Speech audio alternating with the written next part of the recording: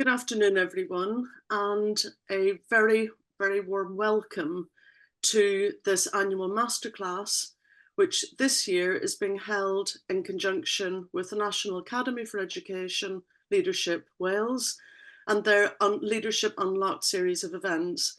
It comes after the publication of the jointly commissioned paper, Leading Reflective Practice, Reviewing the Evidence, by our keynote speaker this afternoon, Carol Campbell, and by Myfyriol. Now, cameras and microphones are off by default for all attendees, but you will be able to unmute if you want to ask your own question later. Please use the chat function to engage with other participants throughout the event.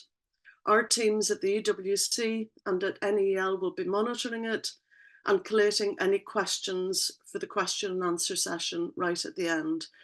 And if we don't get through all of the questions, then obviously we will try and respond to those after the event is closed.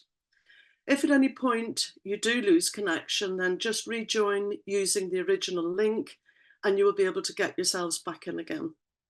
The event is being recorded and this will be available in the next few weeks. We're using social media as part of today's event, so please do follow us and share our messages on @EWC_CGA and NAEL, all in capitals, Cymru on X. So now I'm going to introduce very briefly Professor Carol Campbell, who we're very, very grateful to have here this afternoon.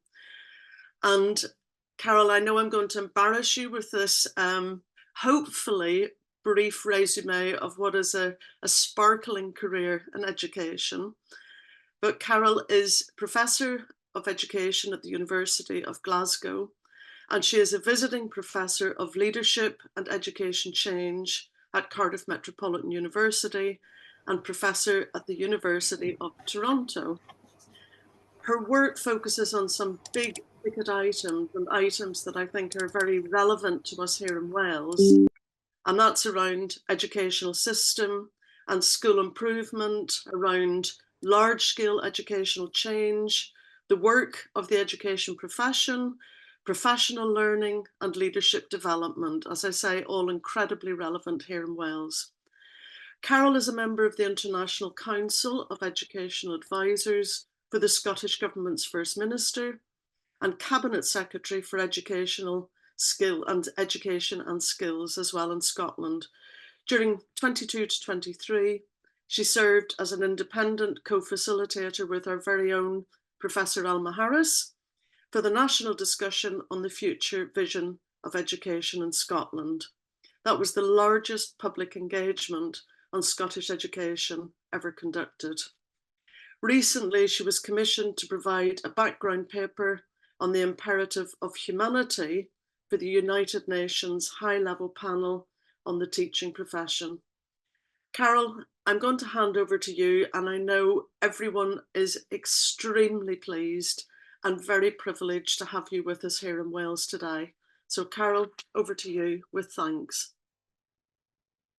Thanks, Ethne, for that very warm welcome, and it is my absolute pleasure to join with you this afternoon. And thank you to the Education Workforce Council and to the National Academy for Educational Leadership for inviting me and my colleague Myfyriol to write this paper about leading reflective practice.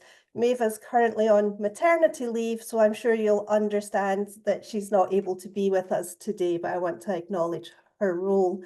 Thanks to all of you who have registered to participate or who are watching via the Facebook live stream. So I have a series of content that I'm going to present.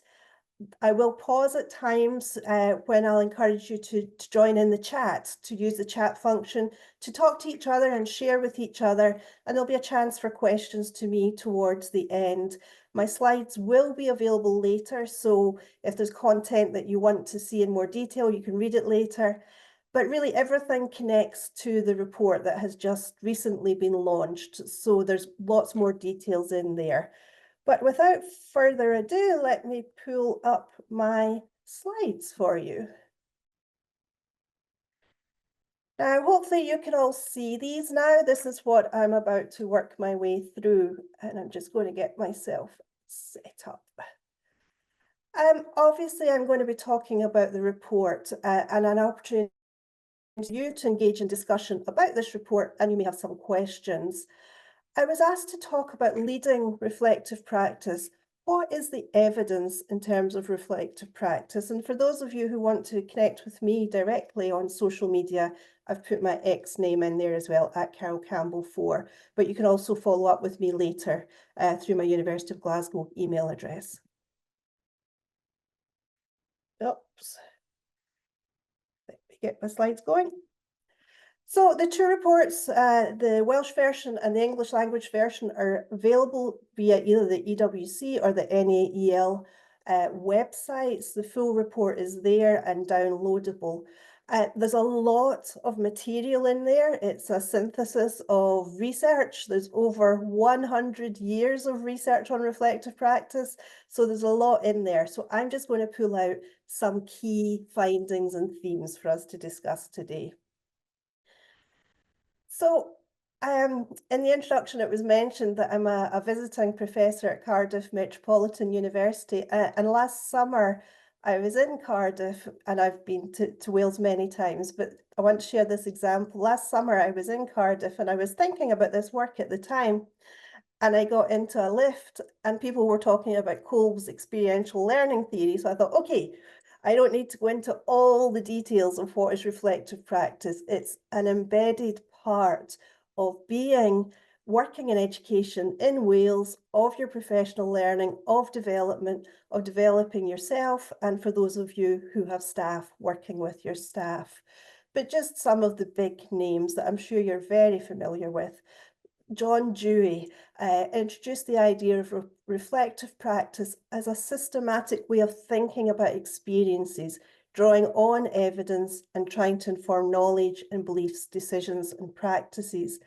And Dewey's work actually was about teachers. Now, obviously, I'll talk about the education workforce more broadly, but that idea about teachers being part of reflective practice from its origins. Then, of course, the work of Donald Shawn about the reflective practitioner and challenging the idea that we can make technical, rational decisions all the time. Sometimes there's a problem and there are kind of clear-cut decisions and evidence and solutions. But other times we have to actually say, well, what is this problem? Where did it come from? Why is it important? Why has it become a problem? So that idea of stepping back and asking those bigger reflective questions. And then later work with Agnes and Shawn, the idea of single loop learning, where we sort of ask, what did we do? How did we do? What were the outcomes? To double loop learning, where we actually go into metacognition and reflect on that. What was the processes involved? What was our why? Why did we do these things? And of course, that links to the work of Kolb and the idea of actually learning from experience, which seems obvious, but actually sitting down and reflecting systematically on experience and learning from that. So a more recent version, this is just from 2023, is the work of Thompson and Thompson. The idea that we can reflect for action. So we think about things, we plan, as we have to do in education, of course, in our professional lives and our personal lives, that we reflect in action. You know, as we're actually engaged in practice, we're reflecting, we're thinking, we're processing. And then the third part about reflecting on action. So after something's happened, taking that step back and reflecting about what we have learned and what may or may not need to be changed for the future. So reflective practice recognises that professional work is complex. Working in education is complex. And that's why it's important to stop and consider and learn from our experiences. And that just learning from doing and even learning from doing, by doing, from doing is important, but we actually need to reflect more as well on our thoughts and our feelings, our assumptions, our decisions and our actions. So not just what we did, but why we did it, how we felt about it, what the outcome was. And that shifts the question about from what did I do to what did I learn during and from this experience? How will this learning inform my future professional practice? And what will I do next? What did I learn? What will I do next? And I was asked to review the literature around leaders and leadership. Now, leadership can be formal or informal, and think about the importance of leading reflective practice for yourself, but also for people that you work with. And I was asked to look beyond education as well as within education. So this is a summary of the literature concerning reflective practice for leaders in general across a wide range of sectors, because reflective practice is not just in education, it's across many spheres of professional life. There's quite clear evidence that leaders, and in fact anyone who engages in systematic, structured, reflective practice, and it becomes a habit, it's something they do, it's their way of being, their way of working, it supports improvements in their knowledge and in their work.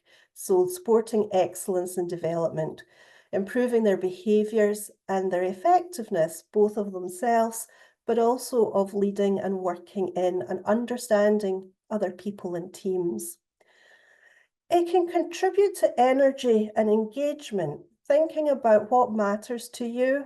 And of course, I say this in June when, of course, we're all tired, but thinking about what is it that motivates you? How did you engage in that work? What have I done today or this week or this year as you reflect back? And as I said, capacity to lead, work and contribute to teams.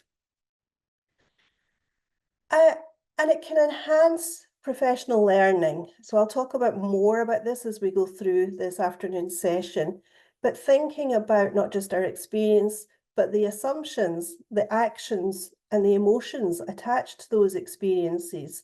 There are things that become routine. There are things that we make assumptions about, but reflective practice asks us to actually pause and say, okay, was that the right assumption? How did my assumption affect what I did? What needs to change here? This one I found really interesting. So there's research that clearly shows that if you take somebody who has had 5 years of experience, but they haven't really engaged in systemic or structured reflective practice, and you take somebody else that has 5 years of experience, but they've developed the habit of being a reflective practice, that is worth more than additional years of experience. So experience plus reflection accelerates your learning and the people that engage in this work. It can improve practice, obviously, thinking about the work to be done and the outcomes that are desired. And at this time when well-being is an urgent and crucial issue, it was mentioned in my introduction, the work I've been doing with the United Nations, well-being amongst the education workforce is challenging at the moment. But when we look at some examples from other care sectors, social care, healthcare, the opportunity to stop and actually talk with a colleague or engage in reflection yourself can support well-being through processing and dealing with emotions. But you don't always get effective reflective practice. And not everybody is equally effective at this. So some of the conditions are about someone's openness to be genuine and deeply reflect. It's one thing to say, okay, how did that go today? And you stay at a fairly surface level. It's much more difficult to begin to say, well, what were the assumptions? What were the emotions? What were the experiences? How did this feel? What needs to change? It's important, obviously, to think about the outcomes that you want to achieve, but also that process of what are the goals, the tasks, the processes. So think about every step of your experience. It's important to think about what your focus will be or the focus of your team. And that needs to be clear and relevant and manageable. And then opportunities for collaborative reflection when possible.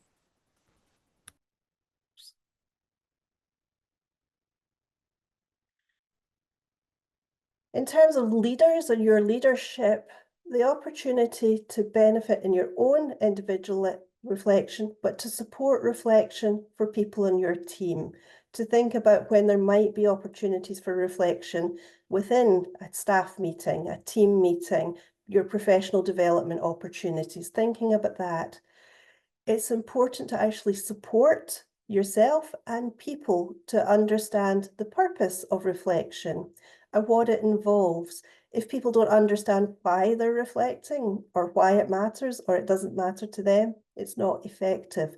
So really supporting people to understand purposes that connect to their needs and interests, and then that opportunity to provide feedback if appropriate. And of course, that has to be done sensitively by external.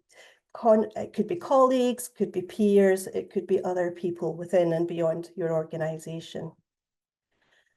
So turning now specifically to education. So all of what I've just said applies to education, but was research on beyond education.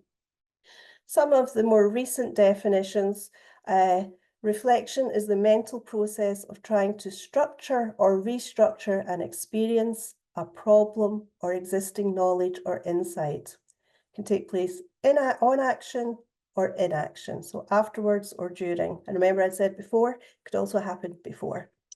And the second quote, reflection can be any activity that causes us to think about experiences in ways that encourage questions, new thoughts, and potential actions, which could in turn could lead to changes in perspectives and behaviour. So knowledge, beliefs, perspectives, behaviour, outcomes. The work of Brookfield is quite interesting in pushing us to think about critically reflective practice. So we've had reflective practice, but critically reflective practice. And Brookfield argues that there's a danger in a surface level reflection, which would basically be, what did I do? Am I doing it right?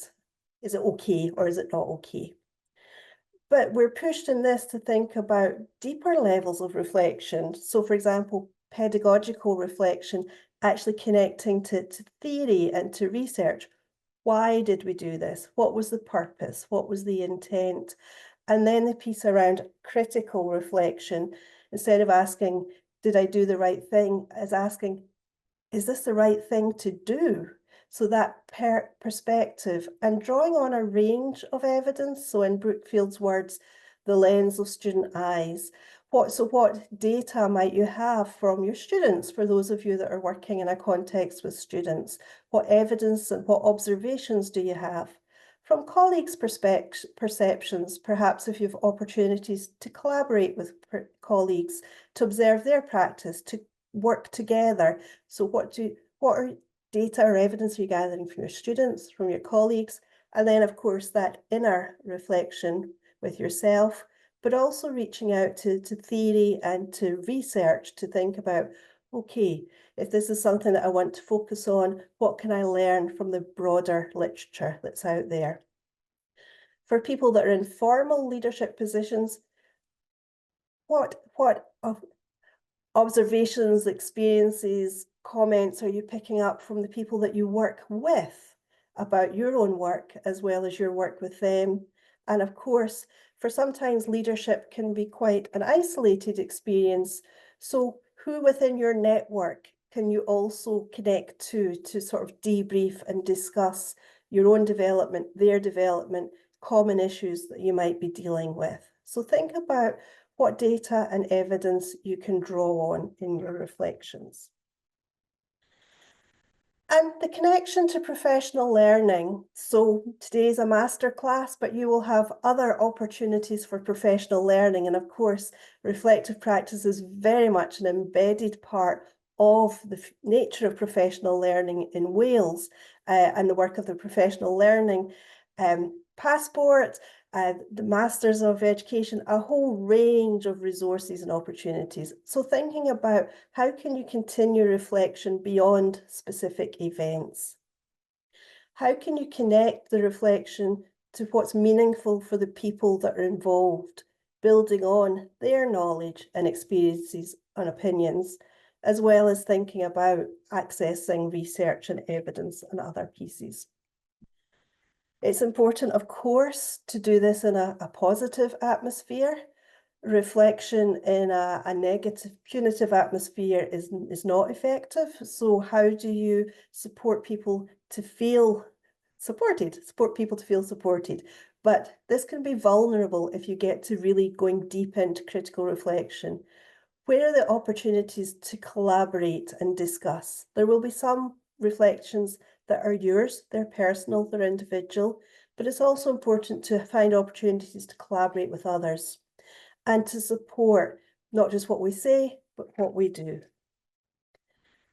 So I spoke about benefits for leaders. Now I'm going to talk about benefits for the education sector.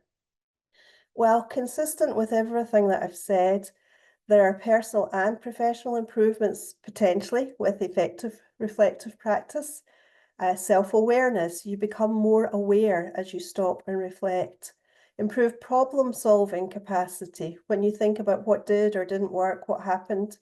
Self-efficacy, it can support your confidence because you've worked through your professional experience. Your agency, ways that you make decisions and use your judgment, and improve performance, including knowledge and practices. And it can support pedagogical knowledge, for example, but also the sharing of leadership and engaging more people in their professional judgment and agency. When linked to the work of students, it can support enhanced student feedback of their teaching and learning experiences and student outcomes. But this needs to include a focus specifically on students, on instruction, and on their learning needs. So you need to make sure that if you want to make benefits for students, the reflection has to include that focus on students and practice to support them. And to support this, leaders are very important, valuing, encouraging, and engaging in reflective practice. Facilitating professional learning on the purpose, process, and use. So this is something that needs to be learned. Some people are naturally more reflective than others, but it actually takes structure and support to become really good at deep reflection and authentic engagement. And I've said contrasted with surface reflection in a context of performativity. So supporting people to go beyond the surface into deeper reflections when needed. Collaboration, if possible, and then tools and resources. So there's wonderful tools and resources in Wales, and there's a whole range that you can draw on. So that was a lot of content quite quickly. So I'm going to encourage you to use the chat bar now, and I'm going to ask you to share your own experiences. You'll have a chance to ask me questions later. This isn't really for me. This is a chance for you to chat with each other. And there's 2 questions. You can do 1 or 2. What benefits have you experienced and what conditions supported these? Or Q2, what are priorities for improving the development and use of reflective practice? So let's see how my time's going. So I'm going to give you about 6 to 7 minutes just to use the chat, share, ask questions of each other. If there's a question directly for me, that'll be noted and I'll pick it up later. Okay, so feel free to use the chat function. Okay, I'm going to bring us back together again so that we stay within our time. But thanks to those of you that did comment on the chat and for your various sharings of the things that you feel have benefited you, sometimes for you, sometimes with your students, sometimes with your colleagues, sometimes finding it challenging to engage in sharing and reflection with colleagues. Range of powerful strategies and examples, but thinking about how to do reflective practice in a way that works best for you.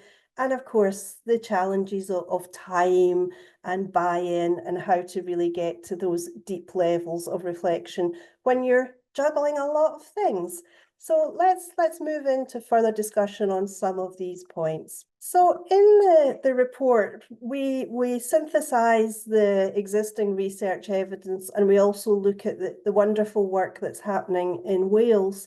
And we try to distill features of effective reflective practice.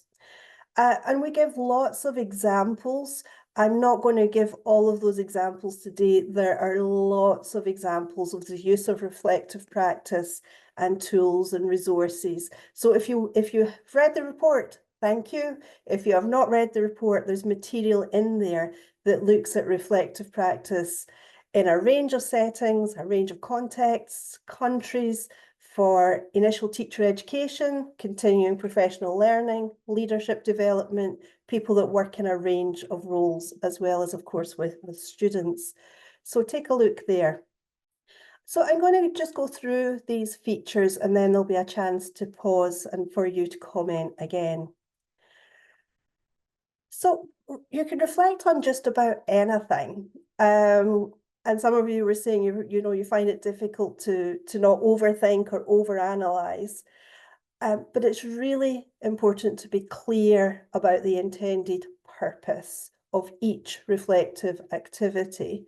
So remember, reflection could be a short journal writing, or you can use digital and audio. It can be a short activity, or it can be a more fulsome activity that's facilitated and structured. But the evidence is clear. If you, or certainly in team settings, if people don't really understand what they're doing or why they're doing, it's obviously not effective. So setting out the purpose and the clarity of purpose and getting that something within the scope that's feasible is important. Relevance matters. Obviously, people will engage more deeply if it's something that they think matters to them. And of course, in education, that usually also means matters to the adults, young people, or children that you're working with or for. So thinking about the relevance of the focus. Depth. It needs to have enough depth to actually engage in some of these bigger questions about what were my assumptions here, what were my beliefs, how does this link, for example, to pedagogy, but it could be other aspects of education. So you want to go deep, but you also need to think a little bit about breadth, and getting this balance right is challenging but important. The breadth, and this came up in the chat, about the critical consideration of the cultural, social, political, and institutional context. What's within your sphere of influence? What can you control? What can you exercise influence over? And what are the things that you can do? So obviously, some things will come back to very big questions about education, but then thinking about, right, okay, within my work, what is it I can do and I want to do? So thinking about those two pieces together. Reflection is active. It's reflecting on questions or prompts, reflecting on experiences, gathering and analysing evidence, and trying out changes. It's an active process. It's evidence-based, so draw on. Now, when I say data, broadly defined data, of course, there may be some data that you're going to use, for example, in your school improvement plans or in your annual planning processes, but thinking about what data and evidence you can draw on. This came up a bit in the chat, reflection on success and failure. So when we reviewed the literature on this, reflecting on failure is difficult but important, because that's the time when we say, okay, what went wrong here? Why did it go wrong? But not to beat yourself up about it. Life happens, things happen. This isn't meant to be about everything that's wrong. It's about what can we learn and how do we move forward. So reflecting on failure matters, but people and organizations that only reflect on failure can go into this downward cycle of doom and gloom. So don't make that the only thing you reflect on. Reflecting on success is important. And of course, as we come to the end of this school year, academic year, I hope you will reflect on success, to think about, well, what went well here? Why did it go well? How can we build on that success for the future? How can we celebrate and stop and recognise everyone? But equally, people who only reflect on success can get a bit of a self-inflated view of themselves and their lives. So it's that balance of reflecting on the good things, but also the challenging things, but looking forward, not in terms of being negatively judgmental about ourselves or other people. It needs some structure, but it also needs to be flexible to allow people to evolve through this process linked to their interests, needs and context. So structure around clarity of purpose, the focus, and then some opportunity for individual and collaborative reflection. Collaborative.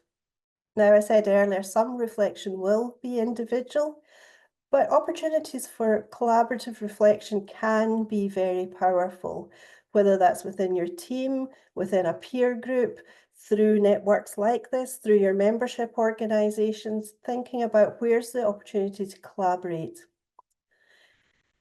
If you're going into deeper reflection, there'll be dissonance. There'll be cognitive dissonance because you're challenging yourself. You're asking questions about your own values and beliefs, about your own assumptions.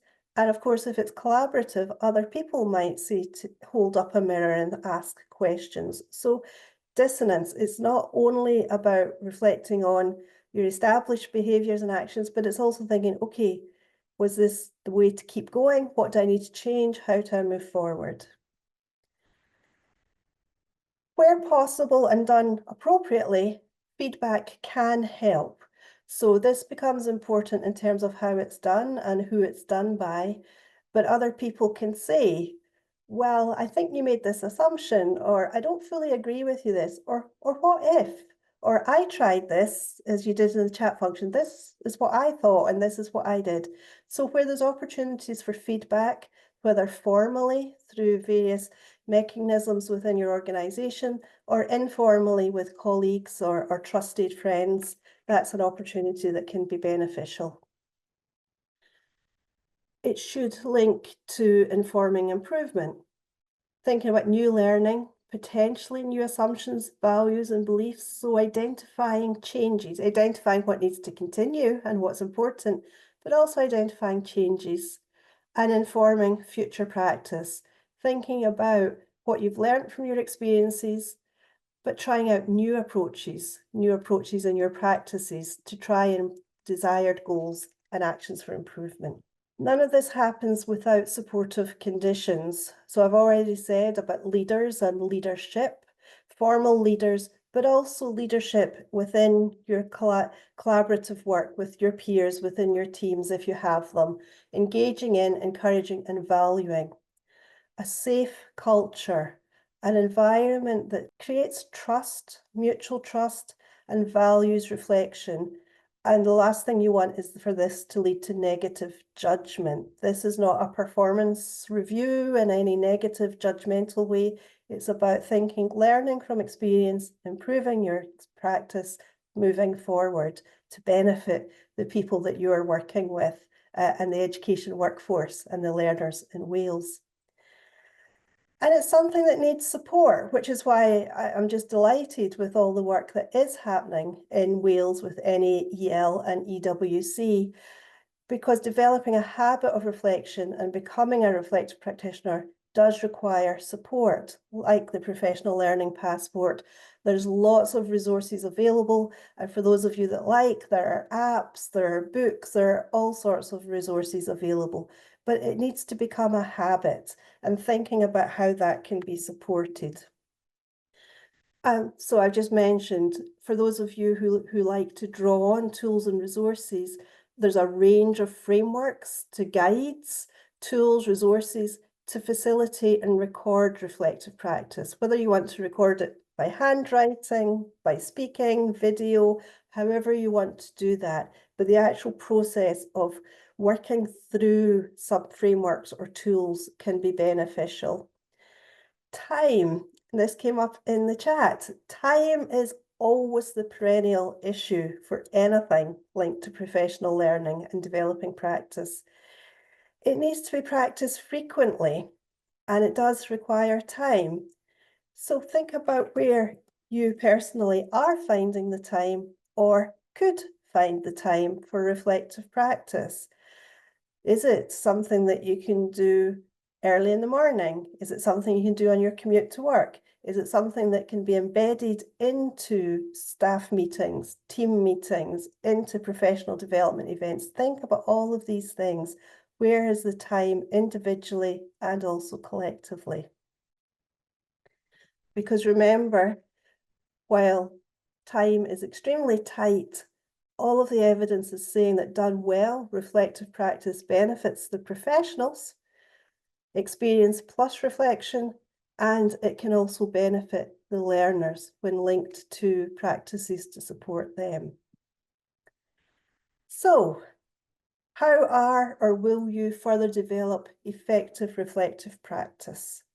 So here's another opportunity for you to share with each other or to ask questions of each other. And I don't know if any of you are sitting together to have a chat with your colleagues, but when you think about where's the areas for development in your own practice or in your team or in your organisation around the purpose, clarity and relevance, processes, depth and breadth of reflection, active inquiry, use of evidence from a range of sources, successes and failures, structured yet flexible, collaborative on some opportunities, can include dissonance, but also provides useful feedback to inform improvements in practices and those supportive conditions about leadership, culture, professional learning, resources, and time. So I'm going to hand you back to the chat function. We'll bring you back in at 5 to 5. Okay, that's us at time. Obviously, that is a chat that could run and run and run, and it was absolutely wonderful to see so many examples, so many positive examples, but also honesty about some of the challenges that you're facing or your hopes or your concerns about moving forward.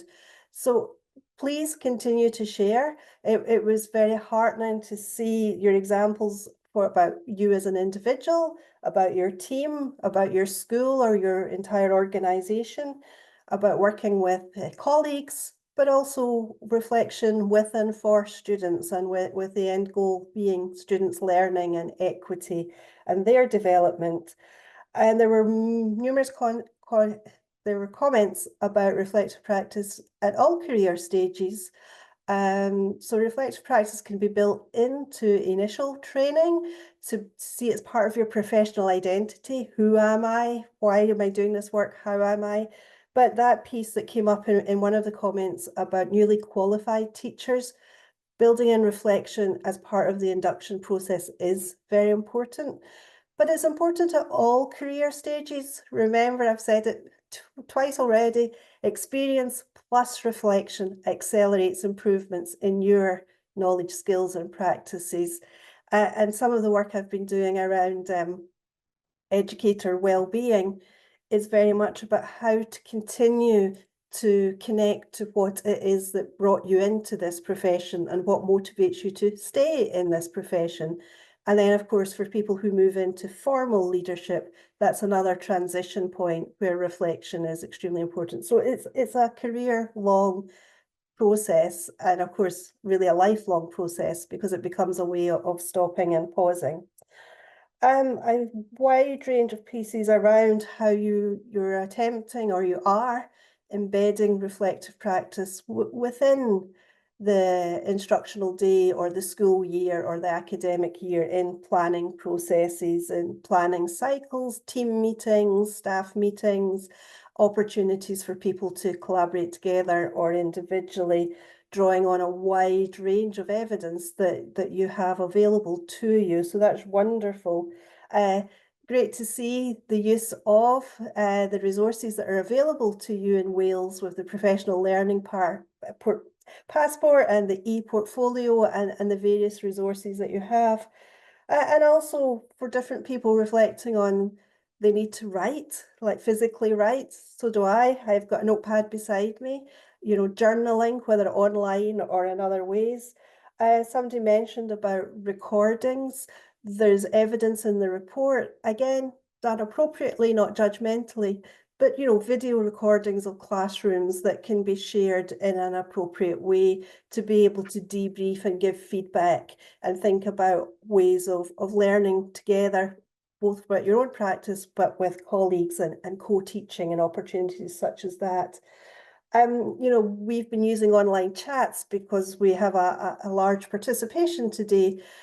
The online opportunities, it's important that they are reflective. There was evidence that I looked at where some people did really great online reflections where they built on each other, they provided feedback, they provided support, but there were other ones where people were quite contained on what they were willing to put, and they either got no response or a thumbs up, but you're actually trying to engage in reflection. A wide range of factors about time that I've mentioned, thinking about the topics. So reflective practice is a habit. It's something that develops over time. So the more you do this, if you do it effectively, the better you become. And also reflecting on the same focus or a similar one lets you go deeper. So thinking about what are the foci that are sort of, let's debrief on what happened, what just happened or what happened yesterday. Let's debrief on that. But what are the other topics that actually need you to go into a process of reflection? People were talking about student equity. Some of these will take time, and actually that's important to sustain reflection over time. A question about fad. Well, that's a fair comment. People are always concerned about anything. Reflective practice is over 100 years old, so it's not a fad, but it comes, it goes through phases. But I guess what I would say is we know that with students, with learners, one of the most powerful strategies is assessment for learning and specific, meaningful feedback that accelerates student learning. And the evidence that's in the report is very clear that one of the most powerful things for the people that work in education is engaging in reflective practice to accelerate and support your improvements. Okay, so I'm going to move on to the final couple of slides. So we conclude the report by saying the international evidence is clear. When used effectively, reflective practice can benefit professionals, learners. It can also benefit, as you've been talking about, institutions, a school or an early learning centre or wherever you work. And through all of that, collectively, the system in Wales, and the learners of Wales deserve no less. So, as I said, it was wonderful to see all of those experiences. Also to see some of you saying, I'm not quite sure how to do this, so what can I take forward? So now you have an opportunity when we are with the National Academy for Educational Leadership and the Education Workforce Council and me and others on this call, what would your advice be now about what is needed now and next to ensure effective practice is supported and embedded in Wales? And I'm going to give you about 5 minutes on this, and then I've got a short summary, and you'll have a chance to ask me questions or to engage in question and answer. So 5 minutes, back to the chat function. What is needed now and next to ensure effective practice is supported and embedded in Wales? Okay, I'm going to bring us back so that we are respectful of all of your time. Thanks again for the flurry of chats that have come in and all of the various suggestions that are there. And thanks to some people from Scotland for joining in. And it's interesting to see the dialogue going back and forward about the similarities and differences, for example, about professional standards and the embedding of reflective practice as part of the work of the profession. There was a suggestion, I think, from Kit about actually publishing some more examples from Wales itself. So obviously in our report, we looked at evidence from all over the world. So to really strengthen the examples from your own practice would be great. So I'm pleased to see the chat continuing. I see that we're heading towards time for questions. So if you've not read the report, it's available. If you have read the report, Thank you. If you want to reach out to me on social media, that's how to get hold of me, but you can also reach me at my University of Glasgow email address.